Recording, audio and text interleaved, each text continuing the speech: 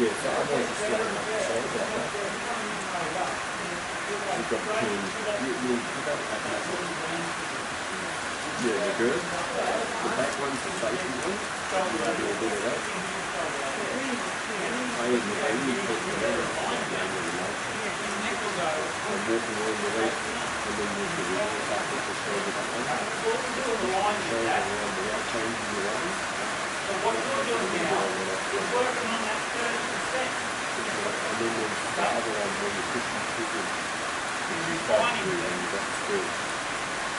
So like I was mentioning to Jim there, when you go forward with the outside leg, you can stop that hip from going in there, you're keeping in better alignment, you're rolling back over off your outside leg while you're going. Up on the knee, his neck will go down, and roots up. Yeah, I think my issue is when I'm asking for I'm not driving forward with the inside leg, so just take a little bit over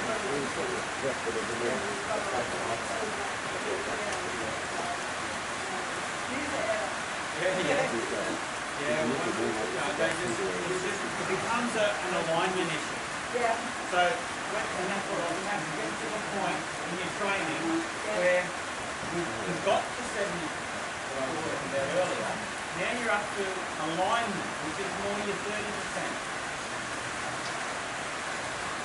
You straighten them up a little bit. When you go to number 3, a bit of a computer day before straighten them up a bit more. Yep, now your outside leg's pushing up into the bridle. So keep it straight. You're riding into that bridle with the outside leg. Inside leg's got to keep them back on the circle. These hips too far in still. So straighten your shoulders up, push them up to the bridle. Turn. Warm up. Bring your shoulder back in. There. Yeah, that's the alignment. You've got your shoulder back in so that's where that outside leg is going to go. So you're going to hold it in the inside, the outside starts to lift, and hold the motor in the back, because there is where you'll get those three little leg classes where they won't lift their head in. They'll just go up. That's alignment. Right?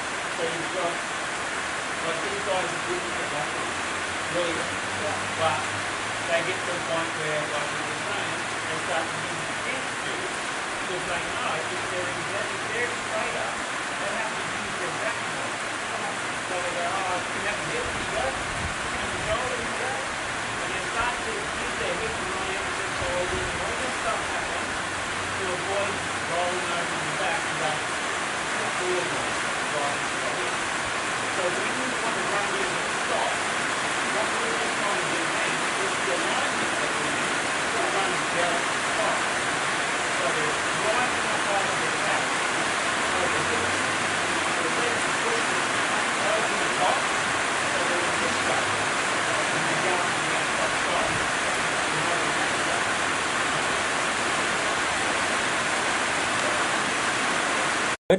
While you get that hip. So don't push your leg back too far. Make sure everything's walking up straight first, then start to slide your outside leg back a little bit and just step him up into a canter.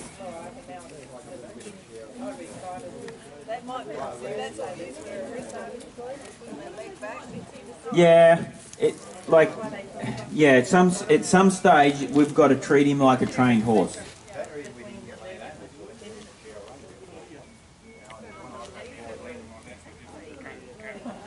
Good.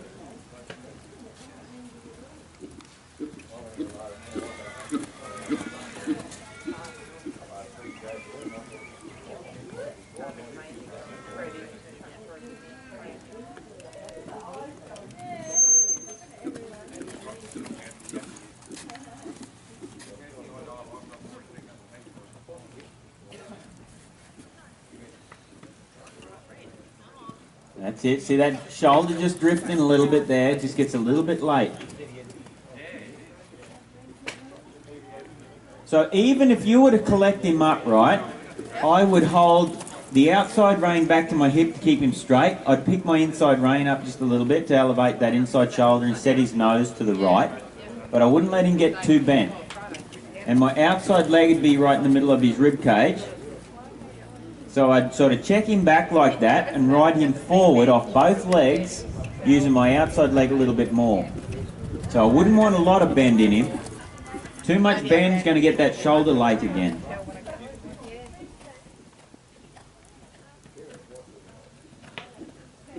Good. So keep his body straight and keep his shoulder out on your circle like that and ride him up more with the outside leg, but don't let him bend too much. So get this outside spur underneath him and lift him up into the bridle. Yeah, he's got a little bit of an opinion about that. You can see it in his tail. So hold the outside rein back to your hip more. Outside rein back to your hip. Yeah, that's it. Keep his nose in just a little bit. Inside legs on the girth. Yeah, that's what you could see by that tail twitching, you know. Outside leg, just so you just get that leg spur under him and just lift his rib cage up to get that hip. There you go. Yeah, good.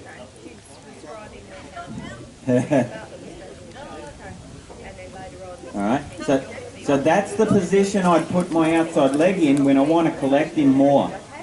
Alright, I'd go underneath his rib cage and lift him up into that bridle off my outside leg. That's it, that's it. That's better. Good. Then let him travel on. Good. So that's a lot straighter. Alright. Okay, so let's speed that up a little bit and then we'll rate some speed in the middle.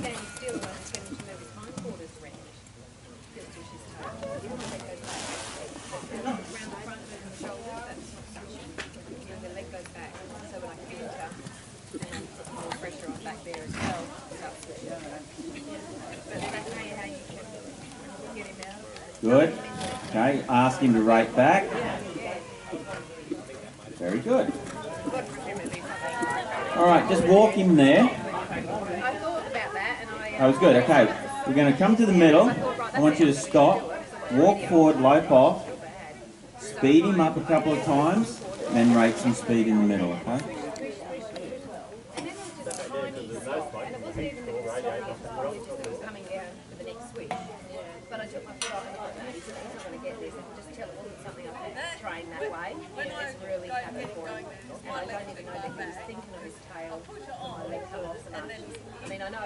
Comes in too far.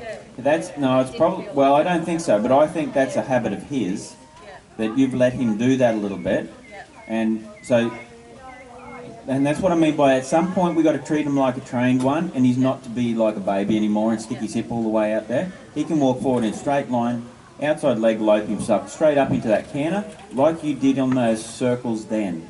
Alright? And that, you can see that when you get him straight in the right alignment and you lift him with that outside leg, he resisted that. That's why he's sticking his shoulder out, because he doesn't want to go there in that position you had him in then. But that's what's going to make all the difference to the way he moves off your outside aid.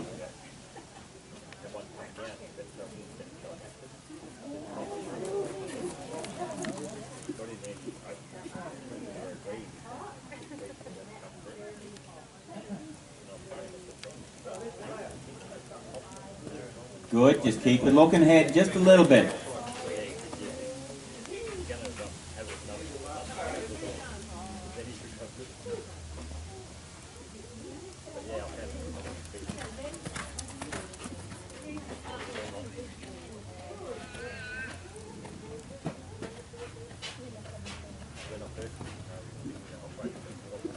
Good.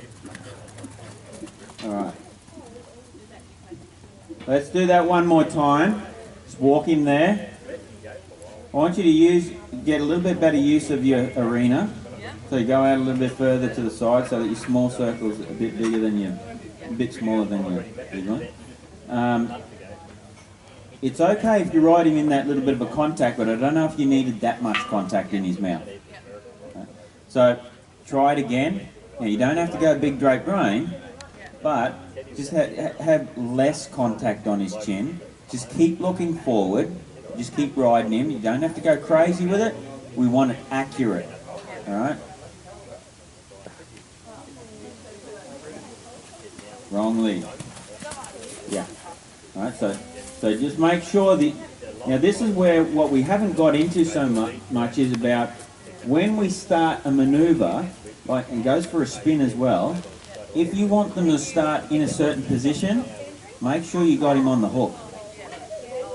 All right. You didn't quite have him on the hook, and he popped up. He fell off it a little bit. So make sure he's hooked first. So, yeah, and then walking forward like that, make sure he's hooked, and then low pop.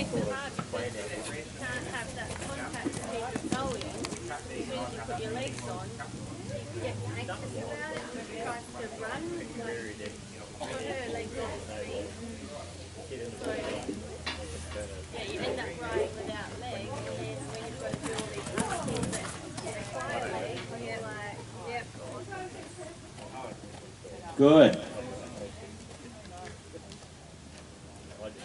Yep.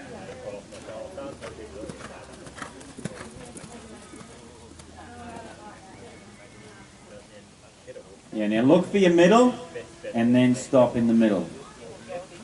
Good, that was better. Right, your second circle was better than your first circle. Alright? So it got better as it went along.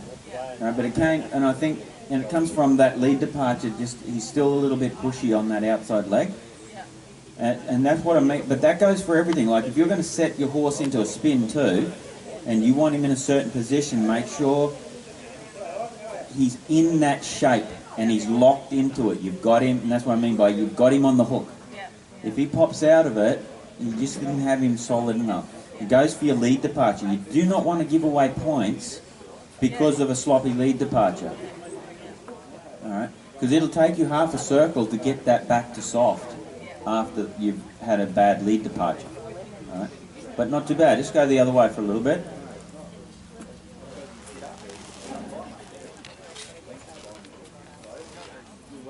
Not rush your lead departure. You have to take your time and get him set. And then, so as you walk off, everything's set and he's not rushing to get into that departure. If he rushes, I'm going to stop him and I'll start him again. I'll keep doing it until he waits on me and he goes at the speed I want. Yeah. Okay, see where that shoulder went? Yep. He did it in the first step forward. Alright, so let's do that again. Yeah. Alright, so we're refining things here. Alright, so not a good lead departure. Straight away that made for an ugly circle. So don't try, so these are the things you need to work on. It's not all that other stuff. Alright, so you're working on that 30% now. Good. That's better. So you're right to go now. That's good.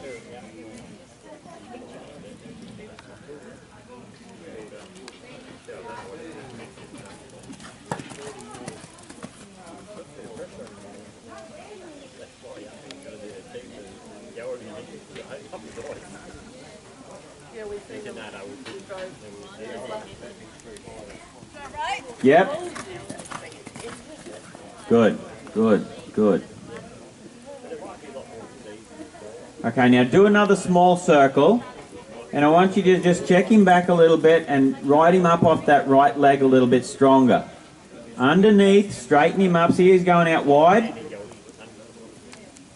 Yeah, hold him straighter through the neck, you're just tipping his nose in with the inside rein, that's all. Outside leg, outside leg, outside leg, more leg. He's still trying to go out through his shoulder and rib cage. Yeah. Alright. Yeah, so just put this spur under him and lift him until he straightens himself up and his hip comes up underneath your foot, inside foot. Check him back with your outside rein. Ride him forward up off your right leg. Bit more. Bit more. Don't lean in. Outside leg, ride him up a bit more. Grind it under there, push it under there. He's still pushing on it. Now he's thinking about getting off it. Keep going. Hold your outside rein, keep pushing. Straighten him up a little bit more. Outside rein back to your hip, back to your hip, back to your hip. Outside rein. More outside leg. Outside leg. Now he's thinking of getting there. There you go. Yeah. Okay, outside leg. Ride his hip under there in a straighter line. There. There. There. Okay, then stop him. That's his weakness right there. Alright? So get him fairly straight. This checks him back while you're pushing his hip up under here. This rein, you just want his nose in a little bit. And you're just riding his hip up underneath there. Not like that. Alright? Up under there. So I just keep that spur underneath him. I just keep lifting and lifting and lifting until he goes there. Alright? Not there. Okay? That was good. We'll leave it there. We'll have to go to someone else. All right.